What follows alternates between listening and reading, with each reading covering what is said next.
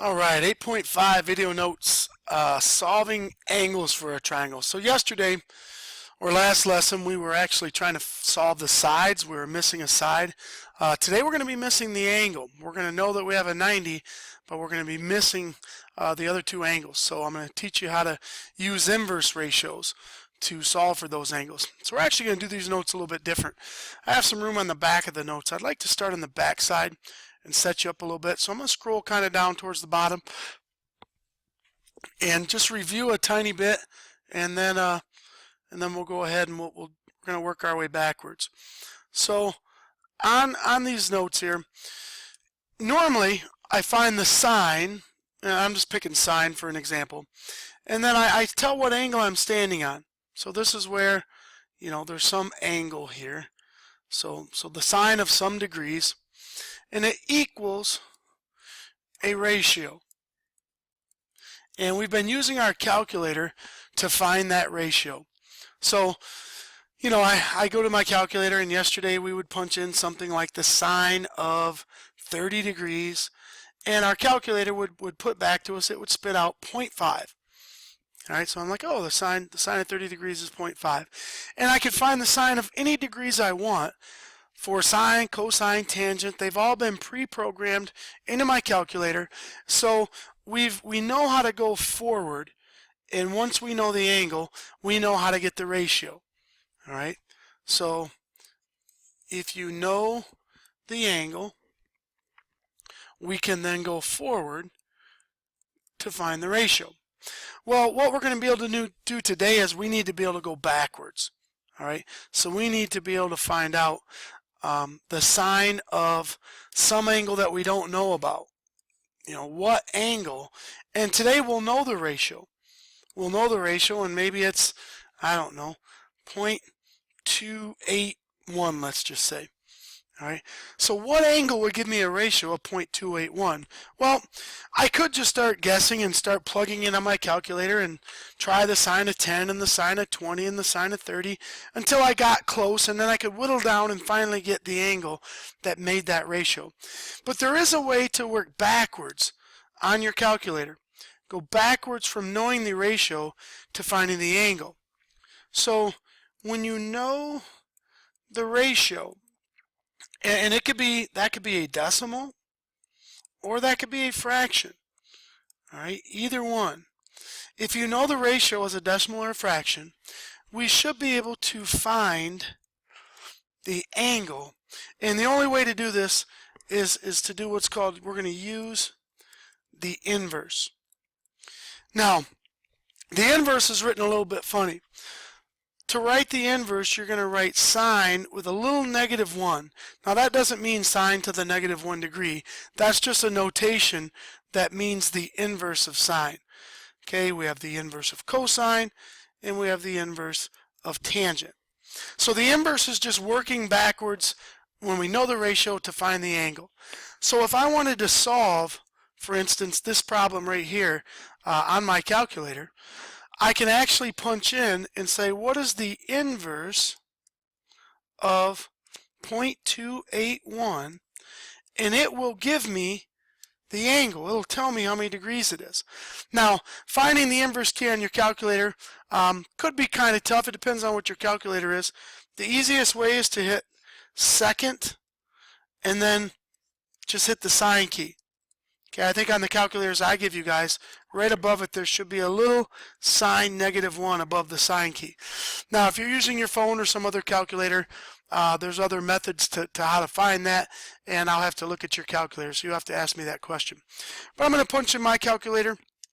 I'm going to punch in second or shift sine 0.281 equals, does a little bit of work, and it comes out and it tells me that roughly about 16.3 degrees is the angle that has that ratio. So that's a skill that we got to have today, a calculator skill, to be able to go backwards and find out what angle actually created that ratio. So let's go up above and let's do number 1 and 2. And again, I'm on the back side of the notes. I wanted to work back here first. So for number 1, I'm going to punch in the inverse sine of of 0.602, and let's just pop that in here, inverse sine 0.602 equals, and I get about 37 degrees. All right, we can do this with cosine. So I'm going to do the cosine inverse of 0.734. What angle created that? And 0.734 second cos equals 42.77, so we'll call that 43 degrees. Now, we can also do it as a fraction, and I wouldn't divide this out. How I would punch this in on my calculator is I would go the inverse tan of, and then just do 13 divided by 19 and put a parenthesis there. I don't care what decimal that is. I'll let the calculator figure that out. I'm going to go inverse tan 13 divided by 19. I don't even need to use a fraction key. Just a divide by or a slash bar, whatever your calculator uses. And I get about 34 degrees, roughly.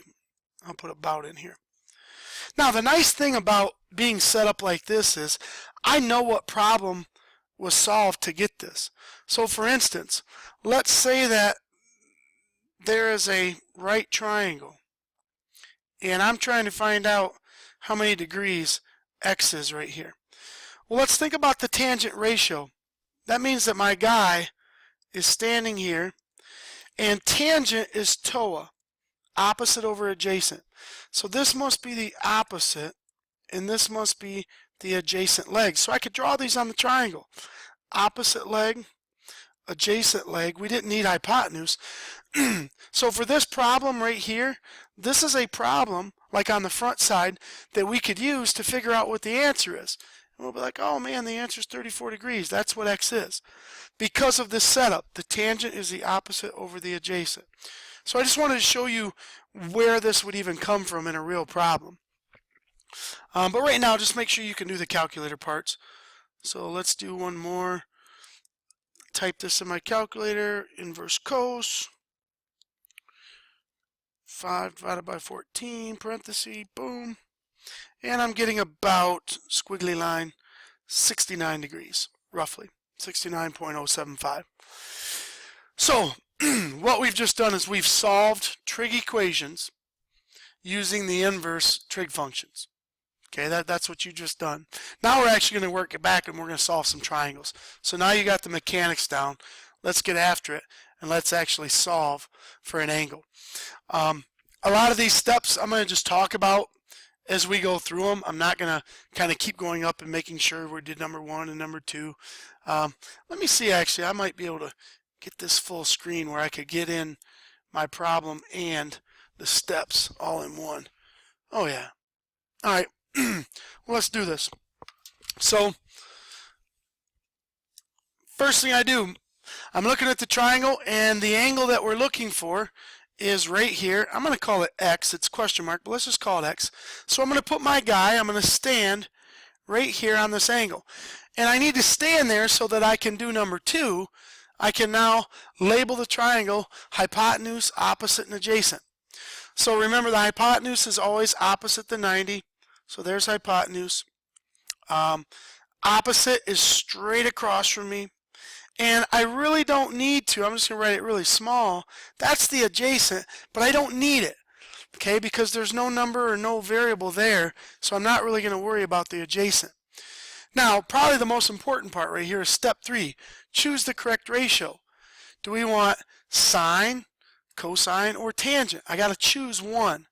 Well, I need to find the one that has the O and the H in it. So that would be a job for sine. Sine is the only one that relates the opposite and the hypotenuse. So we set up our equation, and we say the sine, when standing on x degrees, is opposite over hypotenuse. And this is a little easier than yesterday. I don't really have to worry about like solving this the normal way. I'm just now going to use the inverse. So what I do is I say to find x, I need to do the inverse of 31 over 39, and that should equal x. That should tell me what x is. So let's punch it in. We do second sine 31 divided by 39 equals, and I get 52.6. X equals 52 point, I wrote that wrong. 52.6 degrees. Now, the direction said nearest degree, so I guess the best answer would be 53 degrees.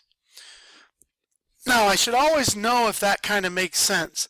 So if this is 53 degrees, that would make this one down here 37 degrees.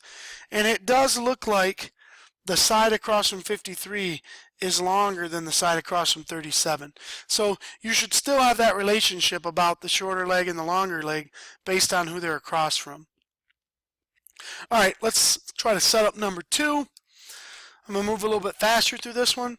So I put my guy, and sometimes I don't put my guy, sometimes I just do this to make it faster. But that's my reference angle. Sometimes I also do this and say this is my point of view. I'll just kind of put an eye over there. All depends on how much time you want to mess around with, but there's where I'm looking from. So I label my sides. First one I want to do is hypotenuse, because that doesn't matter where I stand. Hypotenuse is always across from the 90. The leg that they give me here looks like the adjacent. So this is a job for cosine. All right, cosine would be for this one because it's got the A and the H in it. So let's set this one up. The cosine of I don't know degrees is adjacent over hypotenuse. And to solve this, I do the inverse cosine of that ratio, and that should tell me what x is, which I think, let's just punch it in. Second cosine 33 divided by 44.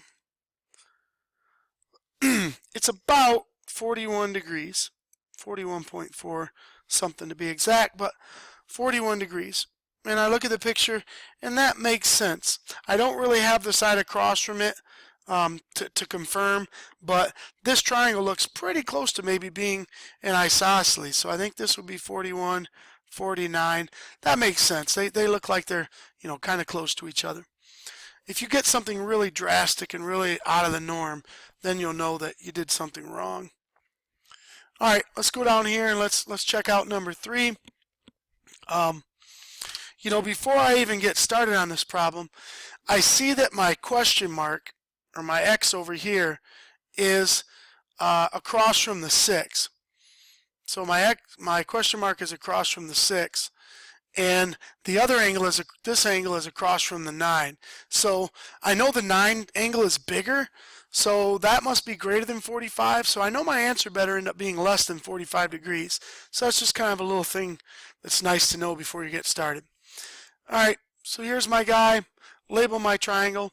This is opposite. This is adjacent. I don't need the hypotenuse on this one. So SOH CAH TOA. This is OA, so this is a tan problem.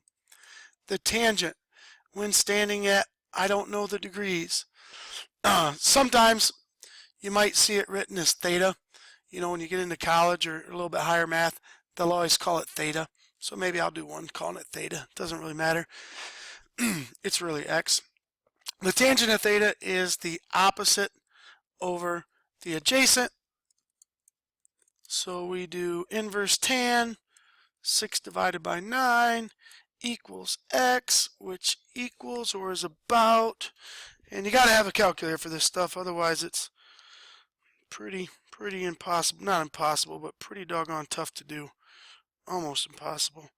6 divided by 9 equals, boom, I'm getting 33.69, so we'll call that about 34 degrees. And I knew it was going to be less than 45, so that checks out.